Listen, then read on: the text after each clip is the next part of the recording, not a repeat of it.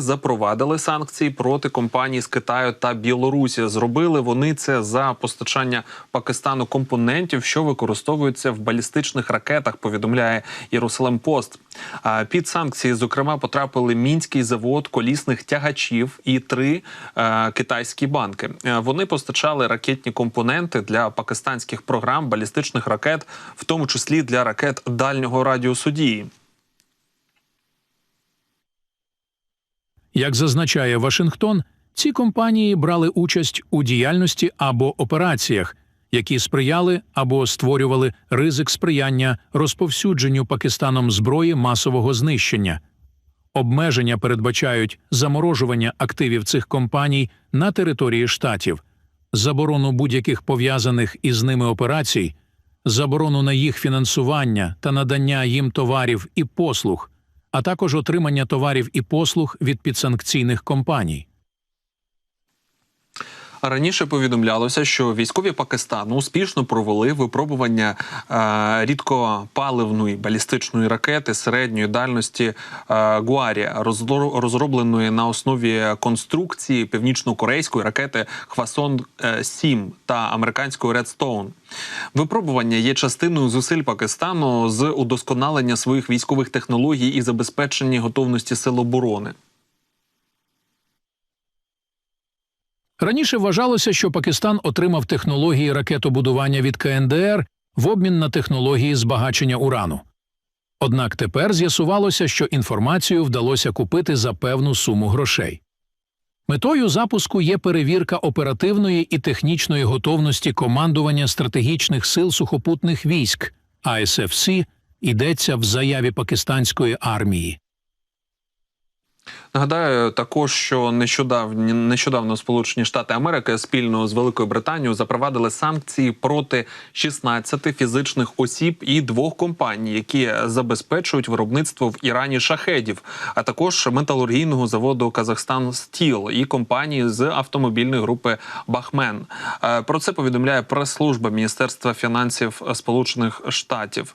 Зазначається, що управління контролю за іноземними активами Міністерства фінансів США ввело санкції проти 16 фізичних осіб, 2 компаній, які забезпечують виробництво БПЛА в Ірані, включаючи з типами двигунів, що приводять в дію іранські БПЛА типу «Шахед». Саме ці БПЛА використовувалися під час повітряної атаки на Ізраїль 13 квітня. Ось такі новини маємо станом на цю мить. Ну і, звісно, можемо продовжувати говорити з точки зору також і інших важливих новин, які стосуються військ, але військ західних. Про це ми вже говоримо не перший день. І, знаєте, почали цю розмову, звісно, не ми.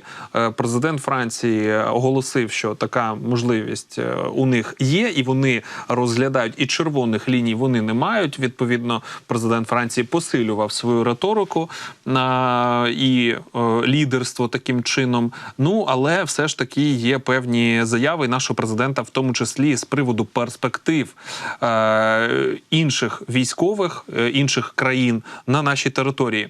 Тож, як можна залучити західні війська до оборони України, розповів президент України. Руки ніхто не опускає. І повірте, Путін боїться нас дуже сильно. І я в цьому впевнений. Тому що він сам собі не впевнена людина. Ми впевнені люди з великою армією, велика держава, з такими надрами ядерною зброєю не погрожують світу.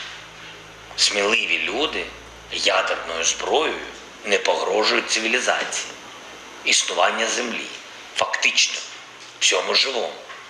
Тому для мене психотип цього типу абсолютно зрозумілий. А розуміючи це, ми повинні стояти міцно, стояти на своєму. В чому головне питання подвійних стандартів? А в тому, що політика в цілому – це подвійні стандарти. І так воно, на жаль, виявляється. І тому в питанні захисту України більше політики, а в питанні захисту Ізраїлю, який ми побачили там, була прагматика. А ми завжди виступали за те, щоб наші партнери і союзники були партнерами і союзниками. Прагматичними партнерами і союзниками, які розуміли, що для того, щоб захистити Україну, треба всі свої можливості впливу на захист неба, не тільки політичні, фінансові, санкційні, все, що вони робили, і я багатьом з них вдячний, але і defending, оборонні можливості також використовувати. Володимир Зеленський заявив, що війська країн-партнерів можуть допомагати Україні збивати ворожі повітряні цілі, як це було під час атаки Ірану на Ізраїль. Про це Володимир Зеленський повідомив в інтерв'ю бразильським журналістам і зазначив деякі деталі. Щодо залучення західних військ на нашій території. Які війська? А що було в Ізраїлі? Літаки, які стріляли ракетами.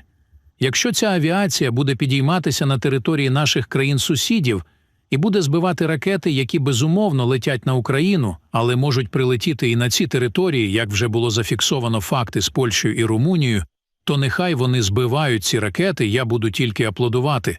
Це і є правила одні для всіх союзників. Якщо будуть такі пропозиції, то чому ні? Крім цього, президент зазначив, що не чув від президента Франції Еммануеля Макрона пропозиції щодо введення військ на територію України. Цитую: «Я не чув від Еммануеля сигналу, що армія Франції прийде на територію України і буде воювати з нами разом проти Росії», відповів глава держави. Нагадаю, пізно ввечері 13 квітня Іран почав атаку, запустивши по Ізраїлю сотні дронів і ракет. У Цахал заявили, що збили 99% іранських ракет і дронів. Відбивати атаку Ізраїлю також допомагали партнери. Зокрема, за даними CNN, США перехопили понад 70 БПЛА і 3 балістичні ракети, якими Іран атакував Ізраїль. ЗМІ також повідомляли, що у відбитті атаки брали участь Велика Британія та Йорданія. Після цього Володимир Зеленський заявив, що союзники можуть так само захистити Україну, як і Ізраїль.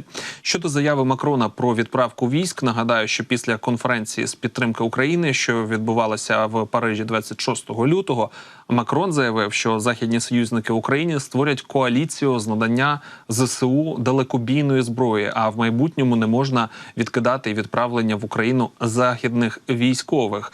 Низка країн НАТО у відповідь на заяви Макрона публічно відкинула ідею відправки військ в Україну. Серед них, зокрема, Польща, США, Німеччина, Чехія, Канада та Велика Британія. 11 березня президент Зеленський повідомив, що Україна не потребує західних військ на своїй території, але готова прийняти інструкторів і технічний персонал із країн-союзниць НАТО. Ну і нагадаю, що ця новина дотична до останніх подій, які стосуються допомоги із Сполучених Штатів до нас. Як говорять, оця атака Ірана на Ізраїль, вона стимулювала політичний процес Сполучених Штатів і пришвидшила все ж таки прийняття цього рішення допомоги нам.